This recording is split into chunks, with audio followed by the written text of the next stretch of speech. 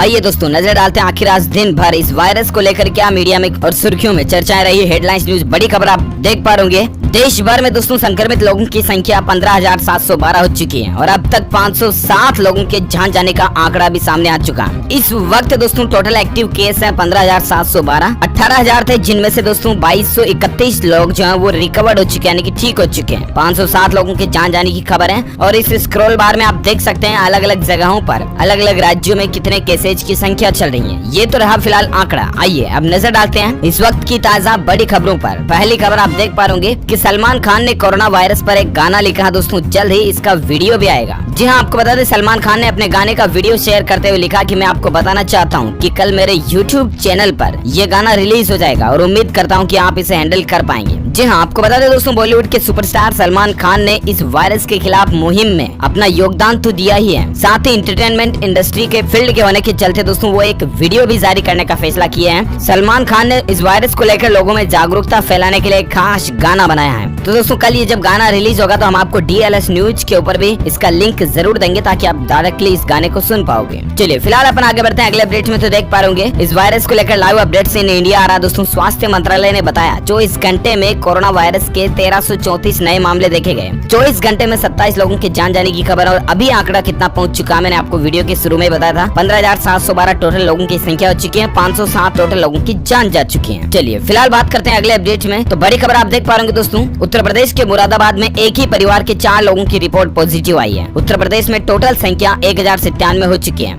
ये खबर मैं आपको इसलिए बता रहा हूँ ताकि आप ये सोच और समझ पाओ दोस्तों कि एक ही परिवार के 4 लोगों को आखिर कैसे हो गया ये वायरस। तो दरअसल दोस्तों बात कुछ यूँ है कि हम ही में से कोई एक लोग परिवार जन का लॉकडाउन का उल्लंघन करता है, लॉकडाउन को तोड़ता है और हम बाहर बाजार में घूमने रबड़ने के लिए चले जाते हैं। और ऐसे में अगर हम संक्रमित हो गए और वापस घर पर आते हैं, परिवार में लोगों के साथ मिलते हैं, घुलते हैं, उठते बैठते हैं, खाना खाते हैं, तो जाहिर सी बात है परिवार के दूसरे सदस्यों को भी ये संक्रमण होना ही है। ऐसे में दोस्तों आपको ध्यान रखने वाली बात ये है कि प्लीज लॉकडाउन का उल्लंघन ना करें और सरकार के जो दिशा निर्देश हैं उनकी पालना करें। 3 मई तक लॉकडाउन लगा हुआ, तब तक आप प्लीज घरों में ही रहें, क्योंकि आपका बाहर जाना आपके परिवार के लिए रिस्क भरा हो सकता है। आप खुद के लिए ना सही दोस्तों, आप अपने परिवार के लिए, फैमिली के लिए जरूर एक बार सोचिएगा कि आपके परिवार पर संकट मंडरा सकता है आपका बाहर जाना सिर्फ, इसलिए इन बातों का ध्यान रखें। और चलिए फिलहाल बात करते हैं अगले अपडेट की। तो देख पा रहे कि नोबेल विजेता वैज्ञानिक का दावा है दोस्तों कि लैब में ही उत्पन्न हुआ कोरोना वायरस। देखिए ताजा न्यूज बुलेटिन रिपोर्ट क्या कहती है। जी हाँ, तो दरअसल आपको पता होगा दोस्तों कि ये वायरस दुनिया भर के लोगों को अपनी चपेट में ले चुका, लेकिन इसी बीच इस वायरस को लेकर फ्रांस के नोबेल पुरस्कार विजेता वैज्ञानिक ल्यूक मोंटेग्नियर ने चौंकाने वाला दावा किया।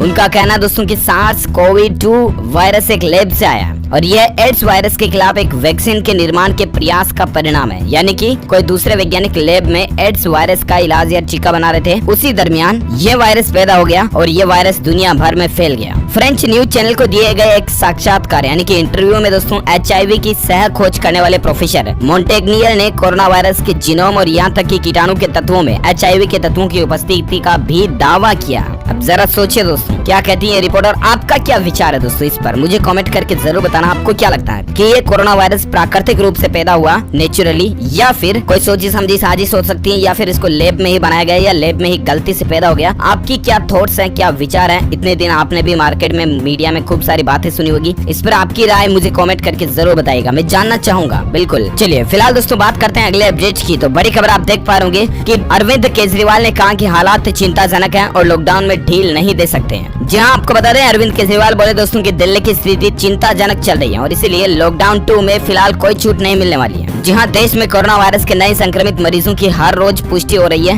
राजधानी दिल्ली में तो दोस्तों कोरोना संक्रमित लोगों की संख्या में लगातार बढ़ोतरी भी हो रही है और इसी दौरान दिल्ली के मुख्यमंत्री अरविंद केजरीवाल ने लॉकडाउन में किसी भी तरह की छूट देने से इनकार कर दिया। हालांकि दोस्तों आपने देखा होगा कि 20 अप्रैल से कई राज्यों में लॉकडाउन में कई चीजों में छूट मिलने जा रही है, राइट, लेकिन दिल्ली के अंदर किसी भी तरह की छूट नहीं मिलने वाली है। मुख्यमंत्री अरविंद केजरीवाल ने कहा कि राजधानी में कोरोना तेजी से फैल रहा है, लेकिन स्थिति नियंत्रण से बाहर नहीं है। हालांकि सब कुछ कंट्रोल में है, घबराने की जरूरत जरूरत नहीं है। साथ ही फैसला ये लिया गया दोस्तों की लॉकडाउन के दौरान दिल्ली में किसी भी तरह की छूट नहीं मिलेगी। अरविंद केजरीवाल ने कहा दोस्तों की हालातों को देखते हुए लॉकडाउन लगाए रखना जरूरी है। चलिए साथ ही अगला अपडेट आ रहा दोस्तों, अगर दोस्तों देश ने कोरोना को निपटने में अच्छी सफलता हासिल की है ना, तब लॉकडाउन में छूट दी जा सकती है। पीएम मोदी के मंत्री ने ये बात साफ कर दी है। जी हाँ, देशव्यापी लॉकडाउन के बीच देश में आर्थिक गतिविधियों को गति देने के लिए कुछ छूट दिए जाने के एक दिन पहले केंद्रीय मंत्री प्रकाश जावड़ेकर ने रविवार को कहा दोस्तों कि अगर देश कोरोना वायरस के संकट से बेहतर ढंग से निपटने में सफल रहता है तब बंदी के नियमों में कुछ ढील दी जा सकती है। उन्होंने इस बात पर भी जोर दिया कि स्थायी रूप से लॉकडाउन को जारी नहीं रख सकते। तो जरूर दोस्तों सरकार कुछ न कुछ नई प्लानिंग कर रही है। और इसी बीच आपको बता दें कि केंद्रीय मंत्री ने ये भी कहा कि प्रधानमंत्री नरेंद्र मोदी के अनुरोध का आप लोग पूरी तरह से पालन करें। केंद्रीय मंत्री की टिप्पणी ऐसे समय में आई दोस्तों जब राजस्थान के कोटा में फंसे छात्रों को वापस लाने के लिए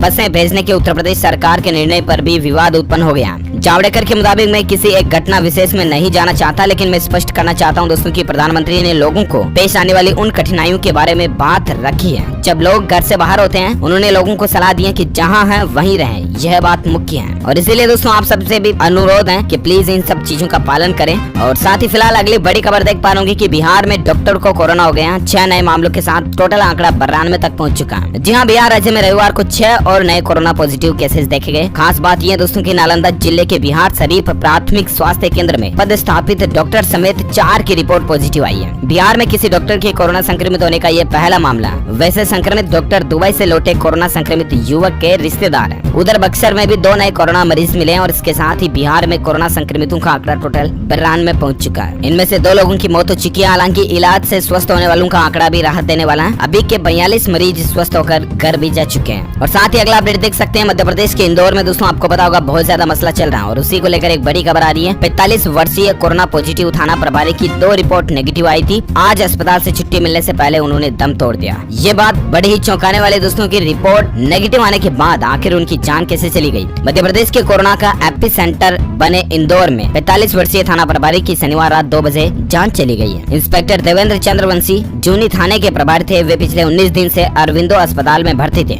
टीआई चंद्रवंशी की पहली कोरोना रिपोर्ट में संक्रमण की पुष्टि हुई थी, लेकिन बाद में 13 और 15 अप्रैल को जो रिपोर्ट आई थी वो नेगेटिव आई थी। उसके बावजूद उनकी जान जाना एक प्रश्नवाचक चिन्ह खड़ा करता है। हालांकि दोस्तों मुख्यमंत्री शिवराज सिंह चौहान ने इंस्पेक्टर चंद्रवंशी के परिवार को 50 लाख रुपए की मदद देने का ऐलान किया और उन्होंने ट्वीट भी किया कि मैं देवेंद्र चंद्रवंशी के चरणों में श्रद्धांजलि अर्पित करता हूं। चलिए साथ ही अगला अपडेट आ रहा दोस्तों की धीरे धीरे ही सही भारत में कम हो रहा कोरोना का कहर। केस डबल होने का टाइम बढ़ चुका है। जी हाँ, आपको बता दें दोस्तों, हालांकि अभी तक कोरोना वायरस के कंफर्म मामलों की संख्या का आंकड़ा भारत में 16,000 को छूने वाला है, लेकिन इसी बीच केंद्रीय स्वास्थ्य मंत्री हर्षवर्धन ने एक अच्छी खबर दी है और वो ये दोस्तों कि देश में कोरोना वायरस के मामलों में डबल होने में अब ज्यादा समय लग रहा। 10 दिन में डबल हो रहे हैं कोरोना के मामले। जी हाँ दोस्तों, हर्षवर्धन ने कहा कि पिछले कुछ दिनों में हमारे डेटा का एनालिटिक्स संतोषजनक रहा है। रोज डेटा में सुधार हो रहा है। पिछले 14 दिनों में मरीजों का डबलिंग रेट जो कि 6.2 दिन था, जब पिछले 7 दिनों का डबलिंग रेट निकाला गया तो 7 दिन निकला। इसके बाद 3 दिन से डबलिंग रेट 9 दिन चल रहा है और अभी ये 10 दिन तक पहुंच चुका है। यानी कि अभी कोरोना के मामलों को डबल होने में 10 दिन से भी ज्यादा का टाइम लग रहा। चलिए साथ ही अगला अपडेट आ रहा दोस्तों की कोरोना के खतरे के बावजूद रमजान में मस्जिद खुली रखेगा पाकिस्तान। पिछले 24 घंटे में ही यहाँ 16 लोगों की जान गई है, लेकिन पाकिस्तान अपनी आदतों से सुधरने का नाम नहीं ले रहा। संक्रमित लोगों की संख्या भी पाकिस्तान में बढ़ चुकी है, 24 घंटों में 514।